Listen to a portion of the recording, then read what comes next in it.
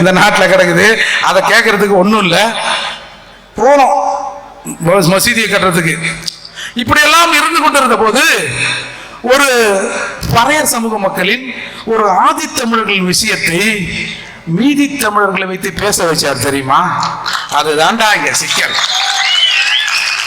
எங்கள் எழுத்தை நாங்கள் கேட்கலாம், நாங்கள் அழலாம், நாங்கள் நெருப்பிலே தீயிட்டு எங்களை கொளுத்திக் கொள்ளலாம். ஆனால் இந்த பஞ்சமி நிலத்தை மீட்டு அரசே கொடு அப்படின்னு எந்த ஊர் தமிழர்களும் சொல்லிவிடக் கூடாது.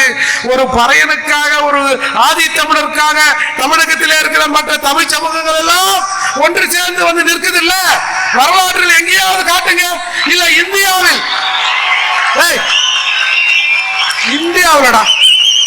இந்தியாவில் ஒரு பட்டியல் சமூக மக்களின் பிரச்சனைக்காக பட்டியல் சமூகத்தோடு அந்த கோரிக்கைக்கு ஆதரவாக மற்ற சமூகங்கள் போராடி இருக்கிறது அப்படின்னு ஒரே ஒரு சான்ற காட்டு. அண்ணன் சீமனை நாளைக்கு அதை விட்டுற சொல்ல, ஏற்கனவே ஒருத்தர் பண்ணிட்டாரு போதுன்னு. ஆக இப்ப இந்த பிரச்சனை வருமா வராதா? இன்றைக்கு பஞ்சமி நிலங்களை எடுங்க அப்படின்னு மூர்த்தி பறையர் கூட அண்ணெல்லாம் திருமாறாண்டெல்லாம் உட்கார்ந்து பேசி, நாங்க கூட பெரிய மீசை வச்சிருந்தோம் அப்படி இருக்குன்னு பார்த்தோம். ஏன்னா சினிமாலாம் காட்டுறாங்களா அண்ணன் சொன்ன மாதிரி, ஓ அப்படித்தான் போலகுதுன்னு பார்த்தா எங்களை மாதிரி தான் அவங்களும் இருக்கிறாங்க போலகுது. நாங்க தான் ஏதோ ஆதி தமிழர், அந்த தமிழர் ஏதோ நொந்து போனவை எங்களை இந்த அரசாங்கம் இப்படி செய்கிறது என்று சொன்னால் தமிழகத்தில் இருக்கிற எல்லா தமிழையும் தான் இவர்கள் இப்படி செய்கிறார்கள் என்று சொன்னால் இவர்கள் தமிழராக இருப்பார்களா அப்படின்னு மட்டும் பாருங்க. ஏன் செந்தமன் சீமானுக்கு வந்து இந்த ஆதி தமிழர் நிலத்தை வந்து எடுத்து கொடுக்கணும், இதுல இருக்கிற எல்லா தமிழரையும் சேர்க்கிற எண்ணம் வந்தது? என் ரத்தம், என் ரத்தம் துடிக்கிறது, அந்த ரத்தம் இதை அமுக்க பார்க்கிறது. அதனால இந்த மாதிரியான இடையூறுகள்லாம் இருக்குதான் செய்யும். நீங்க இப்படி போய் நேரா ஸ்ட்ரைட் போய் லெஃப்ட் எடுத்தீங்கன்னா ஒயின் ஷாப் இருக்கும். போன ஞாயிற்றுக்கிழமை இந்த ஒயின் ஷாப்ல என்ன சேல்ஸ் ஆச்சுன்னு பாருங்க. இந்த ஞாயிற்றுக்கிழமை இந்த ஒயின் ஷாப்ல என்ன சேல்ஸ் ஆகுன்னு பாருங்க. ஒரே ஒரு 1000 ரூபாய் அதிகமா இருந்தா அண்ணனை இதோட ஒயின் ஷாப் அதுல கூட்டமே போடாதீங்கன்னு அப்படின்னு சொல்லிடலாம். ஆனா நீ அங்க கொஞ்சம் வியாபாரத்தை ஏத்தி இருந்தீங்கன்னா அண்ணனுக்கு பர்மிஷன் கொடுப்பாங்க. பரவாயில்ல, டாஸ்மாக் வியாபாரத்தை சீமான் ஏத்துகிறார், நம்முடைய வருமானத்தை சீமான் ஏத்துகிறார் அப்படின்னு கொடுப்பாங்க. இப்ப நீங்க எல்லாம் இப்படி இருந்தீங்கன்னா எப்படி? நான் அண்ணன் கேட்டார், கொஞ்சம் சைஸா போட்டு பார்ப்போம். ஏன்னா கூட்டத்தை எப்படின்னா 10 மணிக்கு முடிப்பீங்களா 9:30க்கு முடிப்பீங்களா? இல்ல, ஏன்னா உங்களுக்கு தெரியும்ல எல்லா கூட்டமும் எப்பா எழுந்து போலாம் பார் சீக்கிரம் முடிங்க 9 ஆயிடுச்சு அப்படின்னு பல திராவிட கூட்டங்களில் பேசுவது நாம் கேள்விப்பட்டிருக்கிறோம் அல்லவா? அண்ணன் சொன்னார், இல்லை நான் 10 மணிக்கு தானே முடிப்பேன்.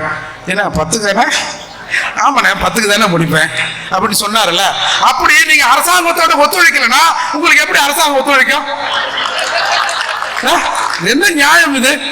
அதால் இன்றைக்கு இந்த பஞ்சமி நில விஷயங்கிறது அரசாங்கத்துக்கு ஒரு பெரும் பிரச்சனையா இருக்கு. நான் என்ன சொல்றேன், இந்த 12 லட்சம் ஏக்கர் கலெக்டர் கொடுத்தாரு, இதெல்லாம் உங்களுக்கு தெரியும். இப்போ சீமான் இந்த போராட்டத்தை எடுத்த உடனே சிலர் பேச, ஆமா சீமான் பெரிய இவரு, இந்த போராட்டத்தை எடுத்த உடனே மறுநாள் இந்த நிலத்தெல்லாம் கவர்மெண்ட் கொடுத்துருவோம், அப்படி கொடுத்துட போகுது அப்படின்னு சொல்றான். கொடுக்க வேண்டாம். இந்த போராட்டத்தின் வெற்றி எதுல தெரியுமா இருக்கு? திரும்ப எங்க நிலத்தை நாங்க எடுக்க கூட மாட்டோம்டா. எங்களுக்காக, தமிழகத்திலே இருக்கிற பட்டியல் சமூக மக்களுக்காக, தமிழகத்திலே இருக்கிற ஊர் தெரு தமிழர்கள், யாரும் தப்பா அடிச்சுக்கலாம் சொல்லி பழக்கமாச்சு ஊர் தெரு தமிழர்கள், என்னுடைய சக தமிழர்கள் எனக்காக வந்து தோல் கொடுக்குறான்ல, போதுண்டா, நிலமாவது மயிராகுது.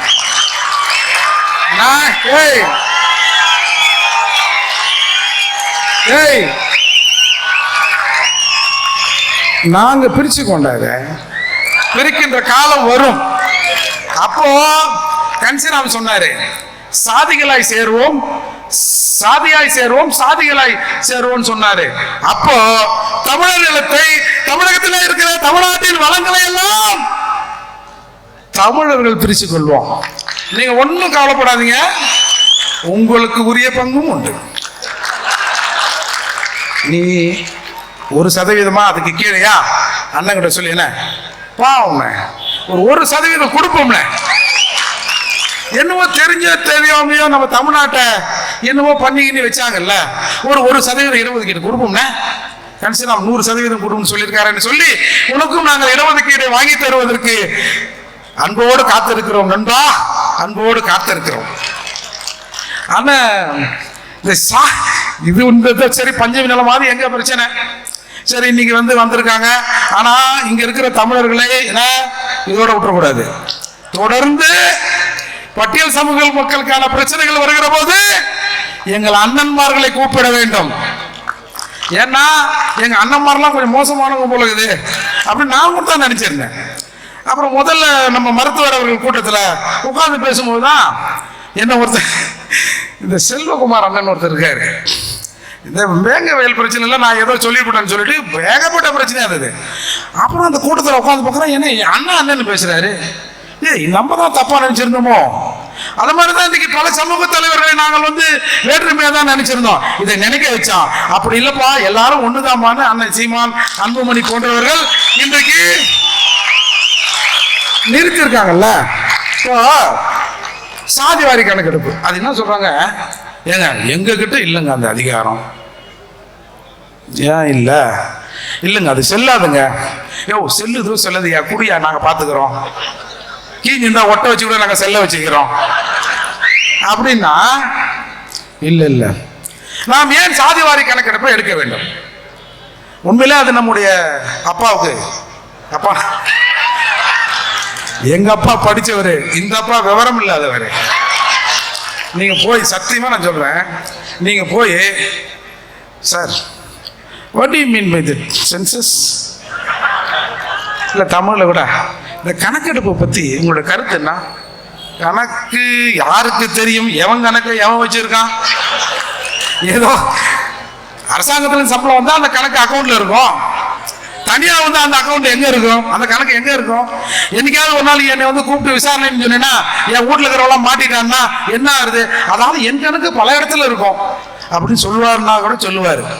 முதல்ல சாதிவாரி கணக்கெடுப்பு அப்படின்னா என்னன்னு தெரிஞ்சுக்கணும். ஒவ்வொரு முறை மக்கள் தொகை கணக்கெடுக்கிற போது இந்த தமிழ்நாட்டில் எல்லாரையும் தலை எண்ணுவான்.